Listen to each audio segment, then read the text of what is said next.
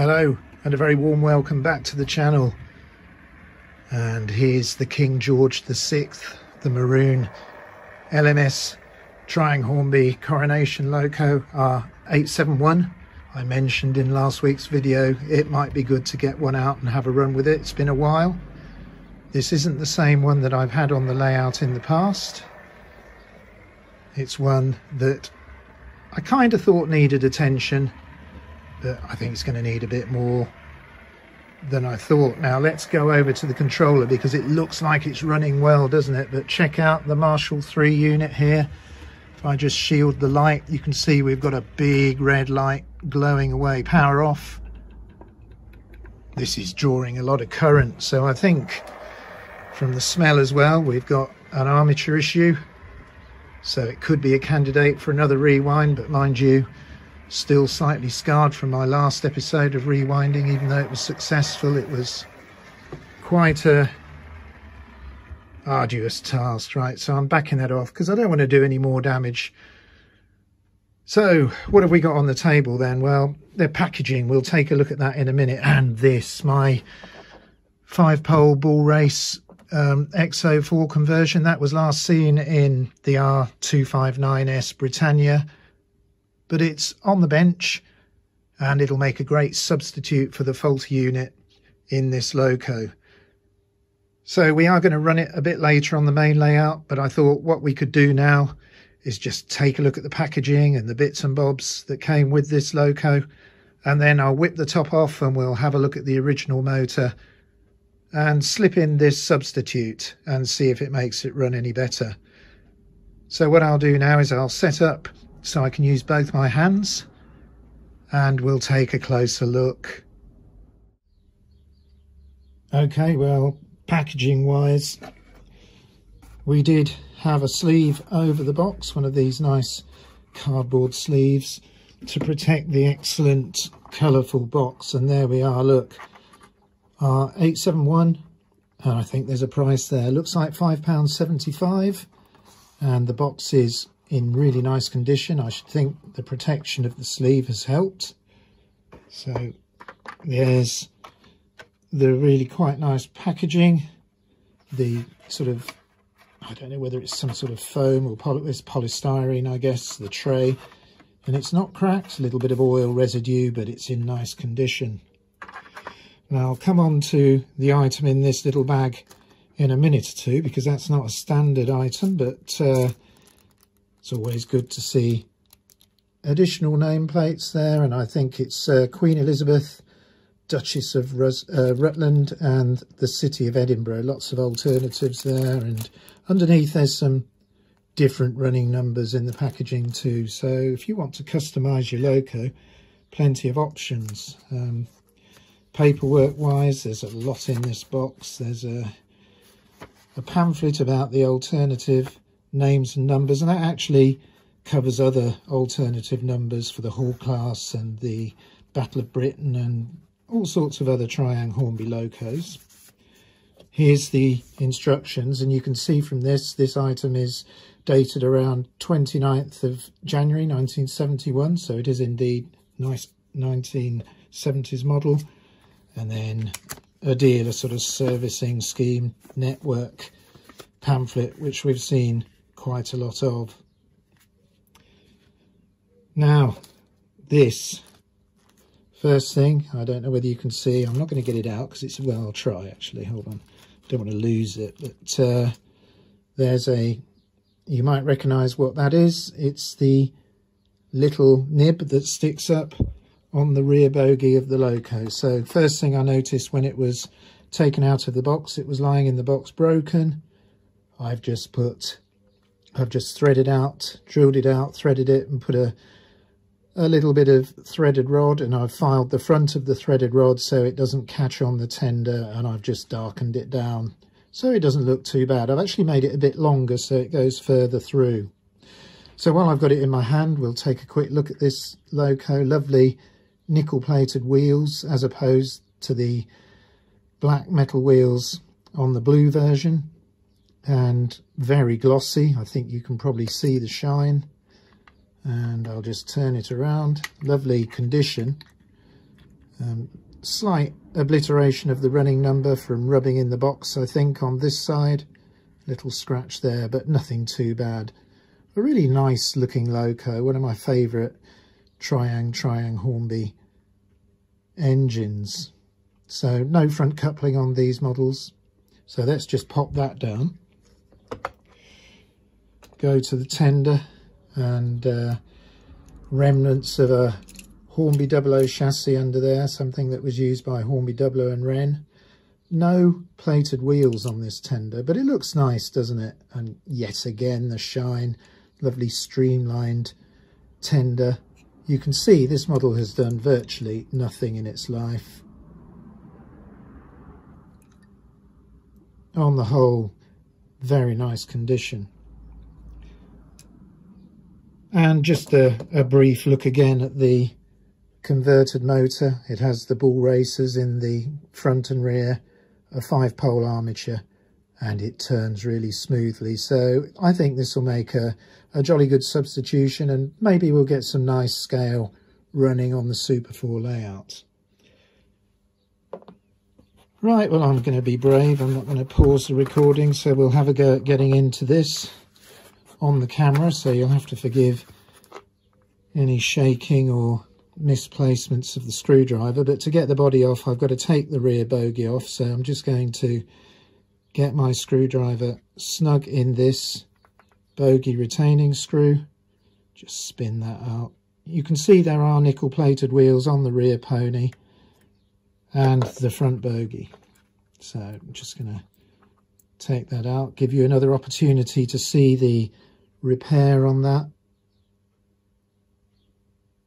Just carefully drilled out and tapped, and a bit of threaded bar in there. It's made a good repair. Okay, so now I've got that off, I can expose this, and it does look to me like someone's had a go at this before, unless they gave the head a little bit of a working over in the factory.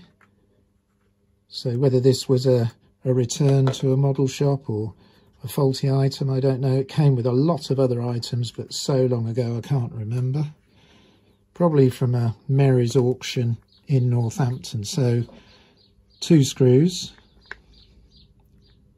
I was just momentarily wondering if the front of the chassis linked in there, but then I remembered that there's 2 screws on these. So I'm just going to try and undo this on the camera. If I can just spin it out. I hope you can bear with me. I can feel it turning between my finger and thumb. Okay, look at that. That's a good long one. We don't want to be doing these screws up too tightly when we reassemble it. So I'm just going to lift out the chassis for a moment. And let's take a look at the underside of the body shell. Well, we can already see it's had quite a lot of oiling in its life. There's oil. We need to clean that off. And made in Great Britain, Triang Hornby. Oh, and there's a spacer here. Let me just remove that. So if you do tighten this too tightly, you can damage this front mounting. So really important not to tighten up those screws too much. So I'll just pick up the body now, just slip it out of that protection. And it's very light indeed. And yeah, you could damage this quite easily. And look at those lovely fine split pins that hold on the handrail. But a beautiful item anyway. So let's pop that down. Okay, well, this is interesting, isn't it? This is already not quite standard. There's a little bit of lead been put in this. Front and back. I guess people have had trouble with the nickel wheels slipping. And let's have a look at this motor. It looks very clean. No oil on the... Let's see if you can see the commutator is clean. So, oh yeah, I think it's very difficult. I'll have to do a resistance reading on the windings, which we might catch up with in another video. But it feels free, and I do think there's probably some resistance issues, a short circuit somewhere going on, which is a shame because it's a really clean motor and lots of life left on the brushes. So let's just turn it round. Now, often It's difficult to remove this. I'm just going to unhook the brush spring. It's sometimes difficult just to remove this item, the contact here, but there it is, it's come out. And now if I put I think if I just get the brush spring back in, we can avoid I think the brush might have dropped down there, could have defeated me. Let me just see if I can ease it back. Just want to get the spring on. Great, that holds them in place. So there we are, we've got the electrical connection and it's been disconnected. So here we've got the suppressor, and I'm just going to ease that forward to get to the screw, and lots of magnetism. So I'm just going to see if I can undo the motor retaining screw.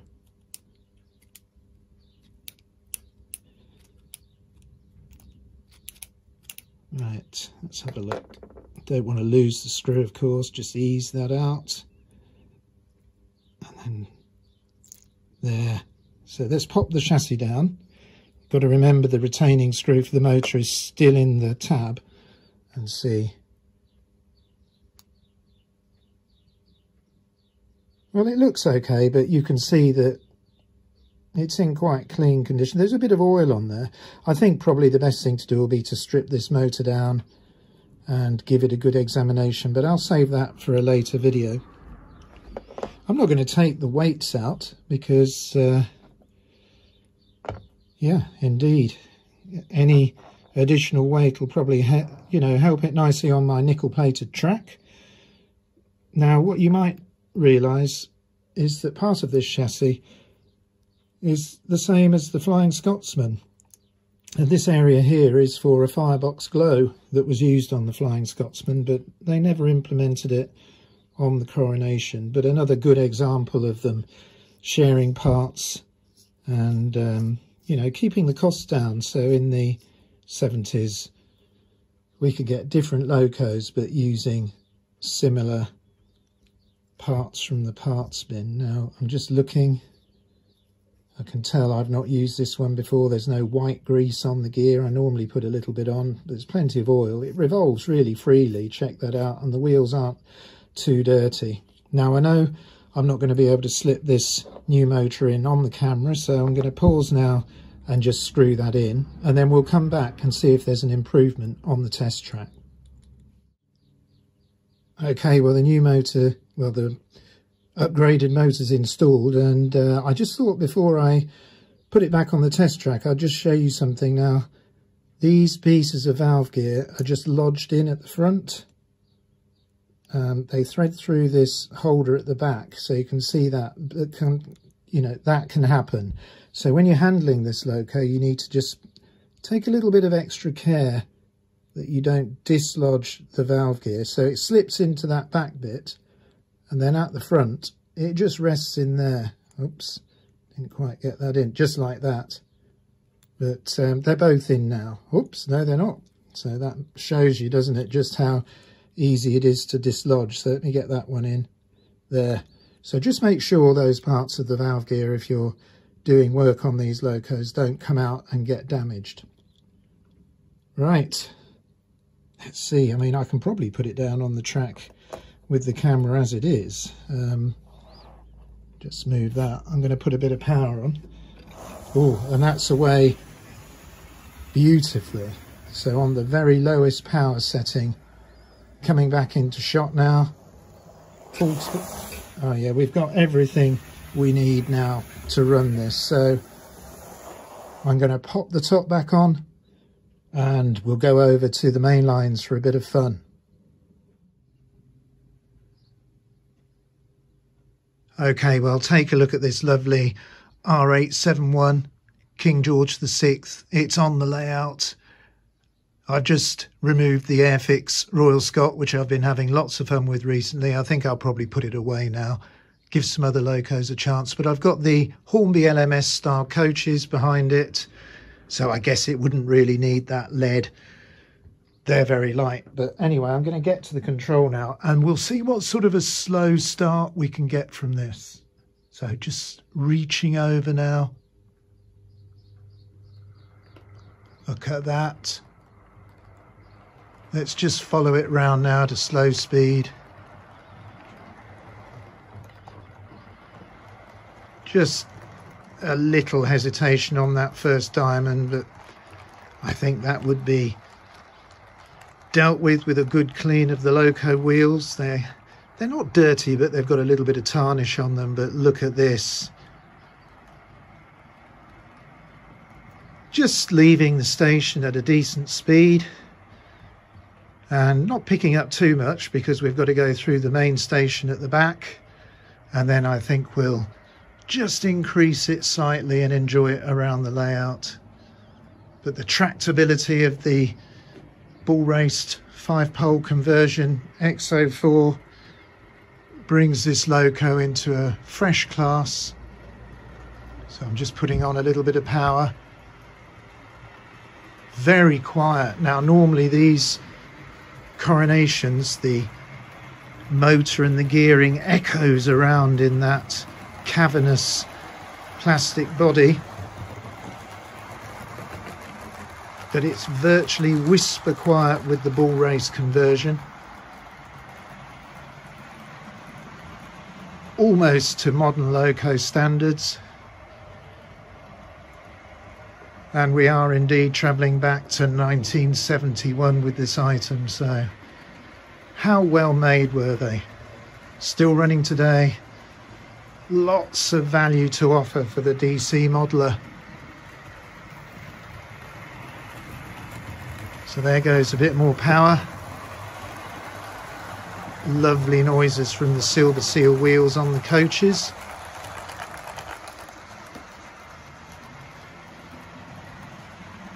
It's just a joy to run this on the layout. It's a great looking item.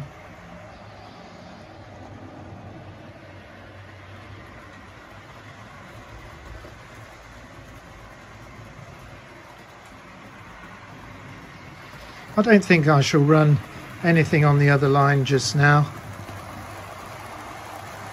Just going to enjoy the sound of this King George VI in maroon.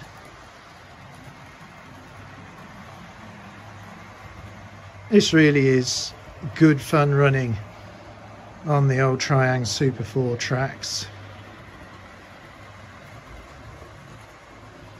And really this is what it's about. When I started this channel back in the lockdown and wanted to see whether I could get some enjoyment from these vintage items, I just think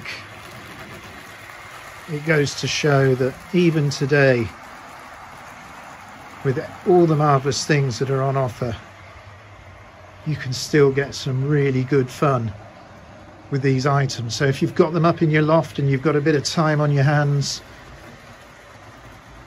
you know, just get some tracks set up, and the enjoyment you can have getting these locos running, just cleaning up the motors, sorting out the pickups. It's well rewarded with some relaxing running.